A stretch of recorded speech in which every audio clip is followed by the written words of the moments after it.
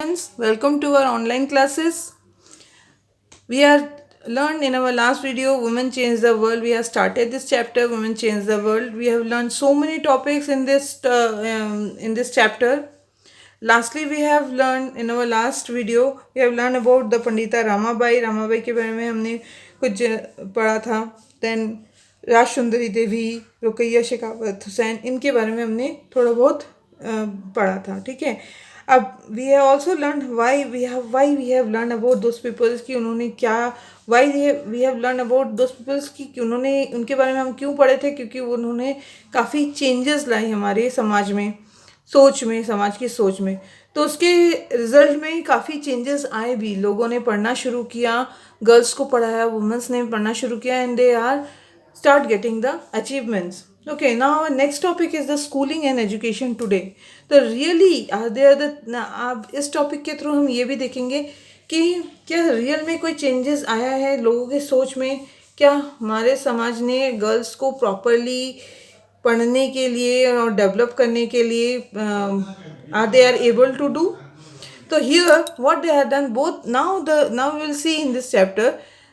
Well, let's start the topic. Okay. Both boys and girls attend the school. Boys and girls जो है आज भी school साथ जाते हैं, लेकिन still the difference is there. उनके स्कूल जाने आने में और उनके एजुकेशन लेने में आज भी बहुत सारे डिफरेंसेस हैं. अगर हम सेंसस देखते हैं, census, did you remember what is census? Census is the counting method of with in are 10 years and all.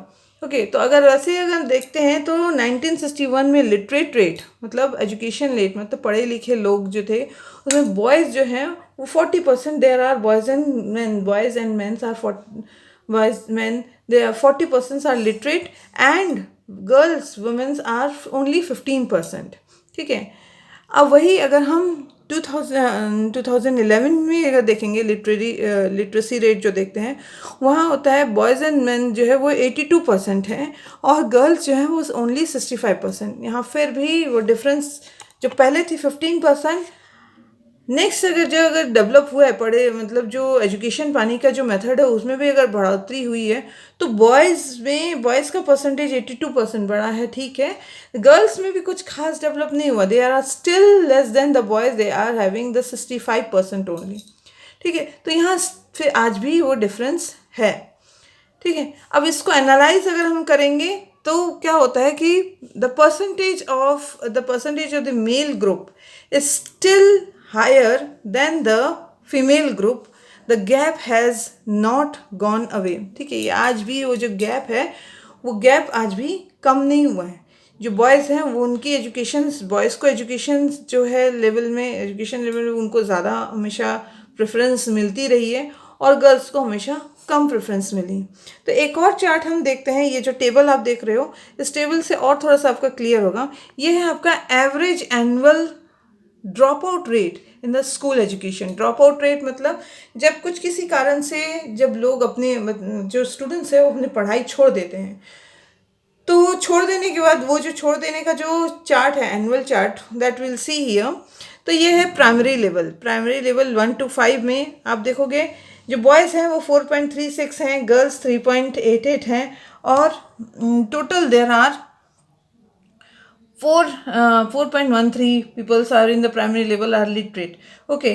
और अगर SC ST अगर हम कास्ट वाइज भी डिवाइड करेंगे तो इसमें भी जो छोटी कास्ट वाले भी हैं उसमें बॉयज़ जो हैं वो 4.71 और गर्ल्स जो हैं वो 4.20. यहाँ पे भी डिफरेंस देख लीजिए आप. गर्ल्स का कम है, बॉयज़ का ज़्यादा है. ठीक है. यहाँ STs में भी वैसे ही बॉयज़ का 7.2 है और गर्ल्स का 6.84 है. तो हर जगह आप देखोगे कि ये chart it will make you clear that कि जो गर्ल्स हैं वो हर वो समाज में उनको कम ही दिया जाता है. तो क्या है व्हाट द एनालिसिस ये कहता है this means that the girls who are from the Dalit SC and Adivasi background are less likely to remain in the school. यहाँ गर्ल्स खुद से ही इन स्कूल जाना मानती नहीं है या उनको स्कूल जाना पसंद नहीं है. खुद से वो स्कूल जाना छोड़ देती हैं या कुछ ऐसी फैमिली होती है जो अपने आप उनको उनकी एजुकेशन जो है वो बीच में ही रोक देते हैं. तो रीज़न क्या है इनके स्कूल ना जाने के? ठीक है. In the rural and the poor area There may not even to be proper school, no teachers, who teach on a regular basis. ठीक है, पुअर फैमिलीज में या पुअर एरियाज में वहाँ पे क्या है कि स्कूल जो है प्रॉपरली नहीं होता है, उनको स्कूलिंग जाना प्रॉपर टीचर उनको प्रोवाइड नहीं होता है. They are not having the regular basis, जो कोई ऐसे टीचर नहीं जो होता है उनको प्रॉपरली रेगुलरली एजुकेशन दे सके. ठीक है, not close to the peoples home. Peoples मतलब उनके स्कूल जो है उनके बहुत ही पास में नहीं. आप सुने होंगे अपने दादा दादी से कि उनके जो स्कूल होते हैं वो बहुत दूर में हुआ करते थे, पैदल मीलों जाना पड़ता था. तो ये भी एक कारण है उनके स्कूल छोड़ने का. ठीक है, there is no transport like buses and van. वहाँ पे तब की बात ऐसे भी होती थी, कोई ट्रांसपोर्ट नहीं होता था, बस और वैन, तो उनको पैदल ही सब जगह जाना है. तो ये भी एक कारण है उनके स्कूल छोड़ने का. Many families are too poor and unable to bear the cost of education all their children. कुछ फैमिलीज जो है बहुत पुअर होती हैं और उनके लिए डिफ़िकल्ट होता है कि एजुकेशन अपने हर एक बच्चे को प्रोवाइड कर सकें. ठीक है, बॉयज़ में गेट द प्रेफरेंस. जनरली वही समाज एक ही चीज़ में सोचता है कि बॉयज़ को पहले प्रेफरेंस मिलना चाहिए क्योंकि उनको नौकरी करना है, and they have to the job and like that, so they are getting the first preference. In the situation many childrens also leave the school because they are discriminated against. कुछ छोटी जात या छोटे समाज वाले जो रहते हैं उनको डिस्क्रिमिनेट किया जाता है, उनको प्रॉपरली सोसाइटी में जगह नहीं मिलती. आपको याद होगा, एक आपने स्टोरी पढ़ी थी ओम प्रकाश वाल्मीकि की. ठीक है, आपके फर्स्ट चैप्टर में था. जो भी एक दलित फैमिली से बिलोंग करता था और उसको स्कूल जाने के बाद उससे बहुत सारी प्रॉब्लम फेस करनी पड़ी, डिस्क्रिमिनेशन होता था उसके साथ. तो ये भी एक होता है कि बेटर है वो डिस्क्रिमिनेशन फेस करे तो ये क्या सोचते हैं अपना स्कूल छोड़ दें. तो ये उनके लिए थोड़ा सा प्रॉब्लमेटिक टाइम हो जाता है. अब ये होता है, इसके बाद अपना next point will move, that is the women movement. ये सारी चेंजेस होने के बाद वुमेन्स जो है वो कुछ मूवमेंट्स चलाती हैं. लोगों को जागरूक करना ज़रूरी होता है जब उनको कुछ चेंजेस लाना होता है समाज में. So in this topic will learn this that womens and girl improvement in situation. कैसे ये इम्प्रूवमेंट लाए, कैसे ये situation they are bringing improvement in their situation. Women individually and collectively have struggled to bring about these changes. Women अकेले ही they are bringing, they just collect the peoples of those who are helping and those who really want the change. They gathered one place and start start bringing the movement so that the changes can bring in the society. Okay, so for that, participating, what are the steps they are taking? Participation is observed all over the country. पहले जो participation होता है कि कितने लोग जो हैं वो पार्टिसिपेट करते हैं इस मूवमेंट में.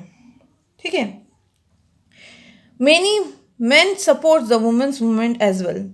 इसमें मेंस भी कुछ होते हैं जो वुमेन्स के इस मेथड को ये जो सोच है इसको they say that these are the right and they help the women also to run this movement. Okay, all this happen using different strategies.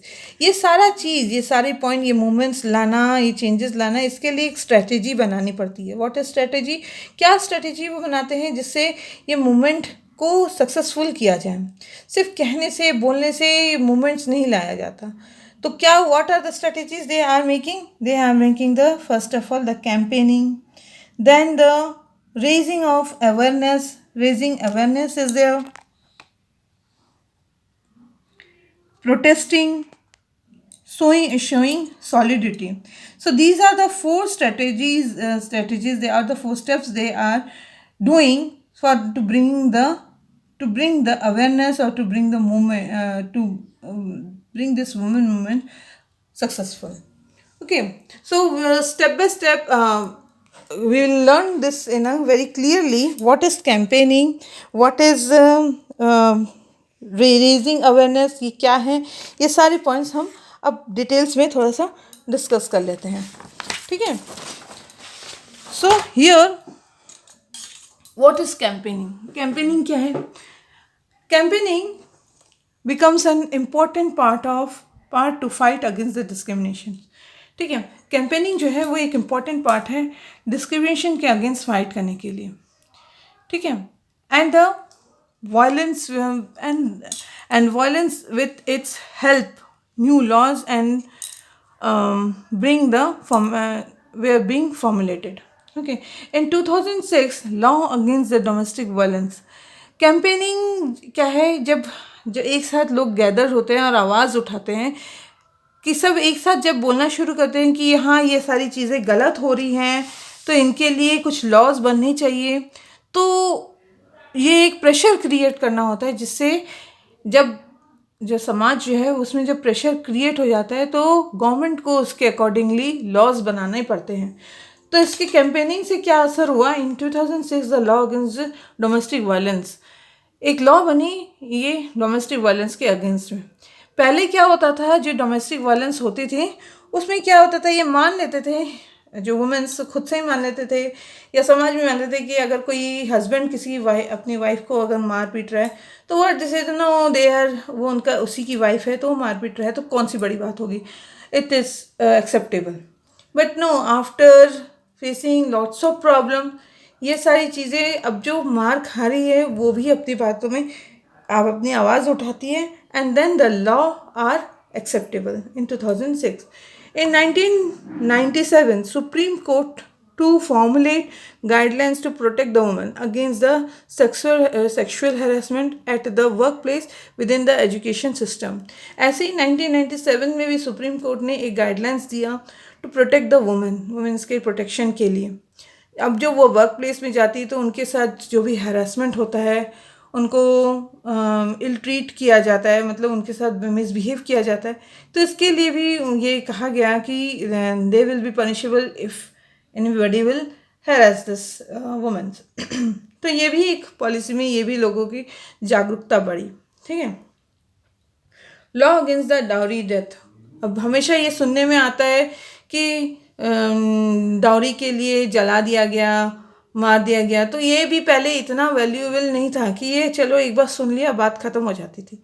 लेकिन अब जैसे जैसे लोग जागरूक हुए हैं तो इसके अगेंस्ट भी लॉ भी बनना शुरू हुए। जैसे वुमेंस ने मूवमेंट शुरू किया, ये मूवमेंट जैसे शुरू किया, जब आवाज़ उठानी शुरू की तो हर उस गलत स्टेप पॉइंट से जो भी बात जो वुमेन सहती रही है उसके लिए अभी नया लॉज बनने शुरू हो गए। Next strategy is the raising awareness. अब ये अवेयरनेस ये सिर्फ एक वुमेन चिल्लाती रहे या ग्रुप में चिल्लाते रहे, ऐसा एक कुछ ही लोग अगर चिल्लाते रहेंगे तो कुछ भी पॉसिबल नहीं है।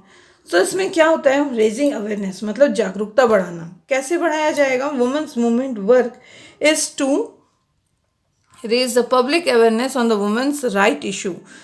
वुमेन्स को अपने राइट्स के लिए उनका अवेयर करवाना कि आप what are the rights are the womens also having and what are the steps can womens can also take. So for that what they are doing, they play, these women's group are playing the street plays। Street में आप देखोगे नुक्कड़ में play होना, जैसे कोई नुक्कड़ drama होना, ये सारी चीज़ें आप स्कूलों में भी देखे होंगे। तो ये सब चीज़ों से लोगों को अवेयर करवाते हैं कि what are the rights are having the women's.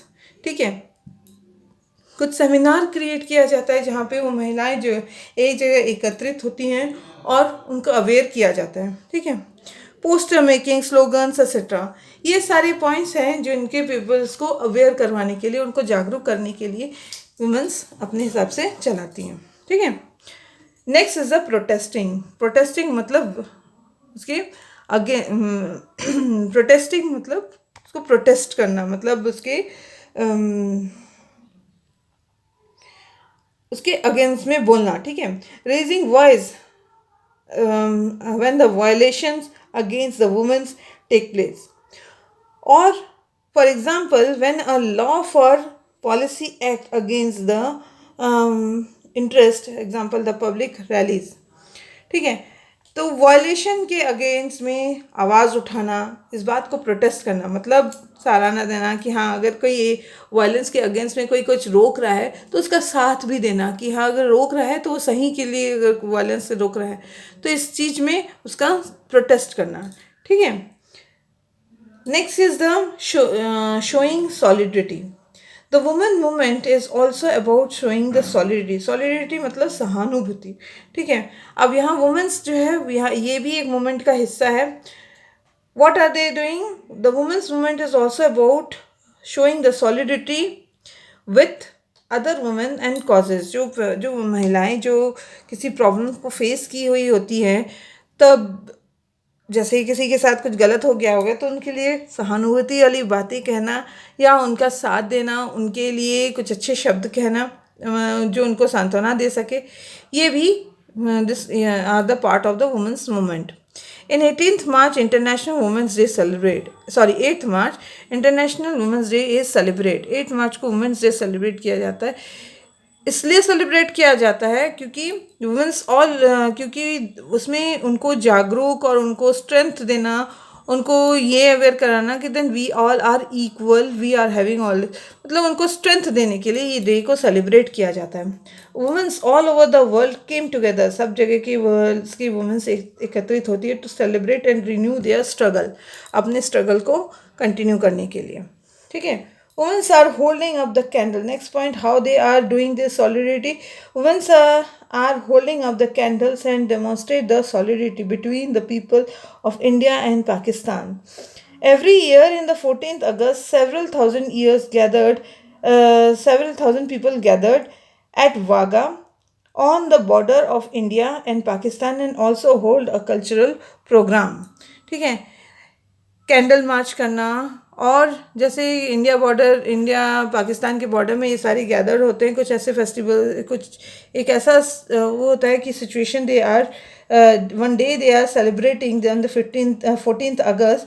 They gathered and some cultural, due to playing some cultural program, they develop the feeling of unitedness और ये सारी चीज़ें डेवलप करती हैं. ठीक है. So on this topic, we are come to the end of this chapter, Women's Change the World. Women have done lot of things and doing also, and in our future also they will do all this type of struggle, they will continue. आज भी कर रही हैं, कल भी कर रही थी और आगे भी करती रहेंगी to bring the changes. Okay? So I think you have understand the chapter properly. Now we are come to the end of this chapter. Okay? Now next video we will come to the next chapter, new topic and new points. Okay. Thank you.